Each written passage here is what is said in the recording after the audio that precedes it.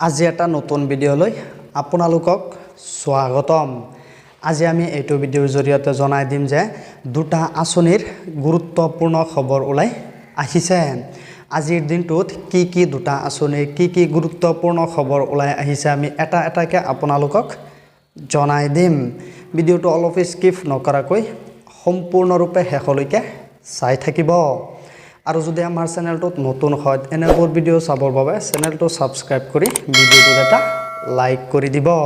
তেনেহ'লে বলক আজিৰ দিনটোৰ প্ৰথম খবৰৰ ফালে আগবাঢ়ো। প্ৰথমটো খবৰ হৈছে যে অৰুণোদয় আঁচনিৰ বিষয়ে, দ্বিতীয়টো খবৰ হৈছে যে মুখ্যমন্ত্ৰী মহিলা উদ্যমিতা আঁচনি, যাক আমি লাখপতি বাইদেউ বুলি ক'ব পাৰোঁ। গোটৰ মহিলাসকলে কেতিয়া লাভ কৰিব টকা আৰু কি নিয়মেৰে লাভ কৰিব এইখিনিও আমি আপোনালোকক জনাই দিম। প্ৰথমতে আমি আপোনালোকক জনাই দিওঁ যে অৰুণোদয় আঁচনিৰ বিষয়ে আপোনালোকে নিশ্চয় জানে যে 10 তাৰিখে অৰুণোদয় আঁচনিৰ 1250 টকাকৈ অসম চৰকাৰে প্ৰদান কৰিছিলে। এই 1250 টকা বহুতৰে একাউণ্টত সোমোৱা নাই। বহুতে মোলৈ কমেণ্ট কৰিছিলে যে তেওঁলোকৰ একাউণ্টত 10 তাৰিখে 1250 টকা সোমোৱা নাই। কিয় সোমোৱা নাই? যিহেতু তেওঁলোকে এইটো মাহৰ 10 তাৰিখে অৰুণোদয় আঁচনিৰ 1250 টকা লাভ কৰা নাই, তেওঁলোকে অহা মাহতো নিশ্চয় লাভ নকৰিব। যদি 2-3টা মান নীতি নিয়ম আহিছে, এই 2-3টা মান নীতি নিয়ম যদি তেওঁলোকে নেমানে তেনেহ'লে অহা মাহতো তেওঁলোকৰ একাউণ্টত অৰুণোদয় আঁচনিৰ 1250 টকা নোসোমায়। কি নীতি নিয়ম আহিছে প্ৰথমতে আমি আপোনালোকক জনাই দিওঁ।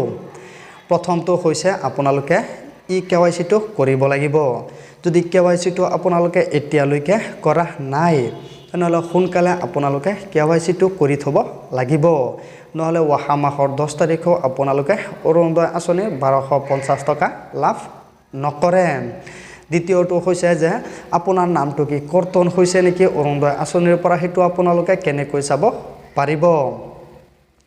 আগতে অনলাইনতে চাব পাৰিছিলে লিষ্ট অৰুণোদয় আঁচনিৰ, কিন্তু বৰ্তমান অনলাইনতে অৰুণোদয় আঁচনিৰ লিষ্টটো চাব নোৱাৰে। তাৰ বাবে কেনেকৈ চাব পাৰিব আপোনালোকৰ অৰুণোদয় আঁচনিৰ যিখন ৰেজিষ্ট্ৰেশ্যন নাম্বাৰ আছে সেই ৰেজিষ্ট্ৰেশ্যন নাম্বাৰটোৰ জৰিয়তে চাব পাৰিব যে লিষ্টত আপোনাৰ নামটো আছে নে নাই।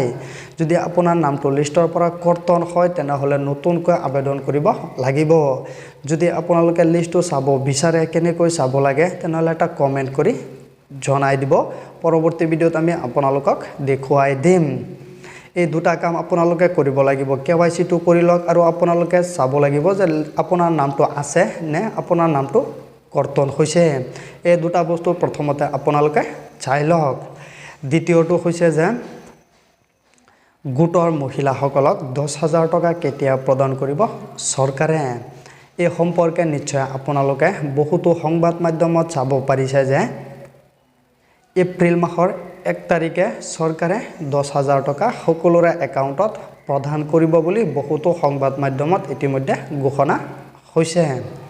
কিন্তু এপ্ৰিল মাহৰ 1 তাৰিখে কিয় চৰকাৰে টকাটো প্ৰদান কৰিব বুলি ঘোষণা কৰিছে? বহুতো সংবাদ মাধ্যমৰ জৰিয়তে জানিব পাৰিছোঁ যে এপ্ৰিল মাহৰ 1 তাৰিখে অসমৰ মুখ্যমন্ত্ৰী ডক্টৰ হিমন্ত বিশ্ব শৰ্মাৰ অফিচিয়েলি জন্মদিন হয়। সেই অফিচিয়েলি জন্মদিন উপলক্ষে 1 তাৰিখে গোটৰ মহিলাসকলৰ একাউণ্টত 10,000 টকাকৈ অসম চৰকাৰে সোমাই দিব বুলি ঘোষণা কৰিছে। এতিয়া টকাটো কোনে লাভ কৰিব? এখন ভেৰিফিকেশ্যন লিষ্ট আহিছিলে কিছুদিন আগতে গাঁওবুঢ়াৰ হাতত অথবা পঞ্চায়তলৈ আহিছিলে। এই লিষ্টত যিসকলৰ নামটো আহিছে তেওঁলোকেহে লাভ কৰিব 10,000 টকা। যিসকলৰ নামটো লিষ্টত অহা নাই তেওঁলোকে টকাটো লাভ নকৰে। যদি আপোনালোকে চাব বিচাৰে যে অনলাইনৰ জৰিয়তে যে আপোনাৰ নামটো আছে নে নাই লিষ্টত, বা আপোনাৰ তথ্যসমূহ যিসমূহ তথ্য দিছিলে বেংক একাউণ্ট হওক অথবা আপোনাৰ নিজৰ নাম হওক অথবা আধাৰ কাৰ্ড, যিকোনো ডকুমেণ্টছ বা এড্ৰেছ প্ৰুফ যিকোনো তথ্য আপোনালোকে অনলাইনত আপলোড কৰিছিলে ফৰ্মটো ফিল কৰাৰ সময়ত, এতিয়া আপোনালোকৰ অনলাইনত এই তথ্যসমূহ আছে নে নাই বা শুদ্ধ হৈ আছে নে কিবা ভুল হৈ আছে সেইখিনি সোনকালে আপোনালোকে চাব লাগিব। কিয়নো এপ্ৰিল মাহৰ 1 তাৰিখ আৰু বেছি দিন সময় নাই তাৰ আগতে আপোনালোকৰ যদি কিবা ভুল হৈ থাকে তেনেহলে সোনকালে আপোনালোকে এইখিনি শুধৰণি কৰিব লাগিব ভুলসমূহ তে কেনেকৈ চাব পাৰিব অনলাইনত আপোনাৰ তথ্যসমূহ যদি চাব বিচাৰে এটা কমেন্ট কৰি জনাই দিব আমি আপোনালোকক পৰৱৰ্তী সময়ত দেখুৱাই দিম যে কেনেকৈ চাব পাৰিব অনলাইনৰ জৰিয়তে আপোনাৰ তথ্যসমূহ শুদ্ধ হৈ আছে নে